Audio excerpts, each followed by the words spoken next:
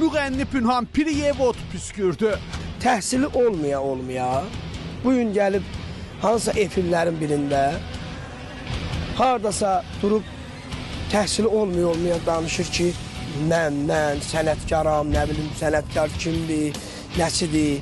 Yəni sən özünü aldada bilərsən, sən kimsə aldada bilmərsən. Pünhanın bu sözləri hansı həmkarınadır? İstedadı olmaya daş qoyur.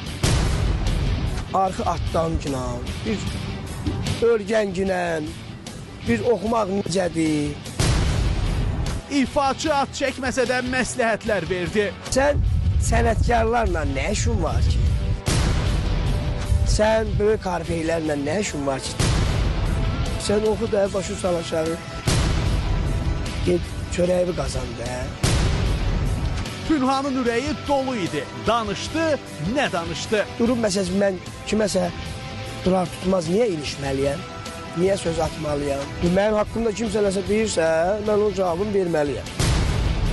Səhnədə mənəm deyənlər. Pünhanın sizə ikicə cümlə sözü var. Mən demək lazımdır.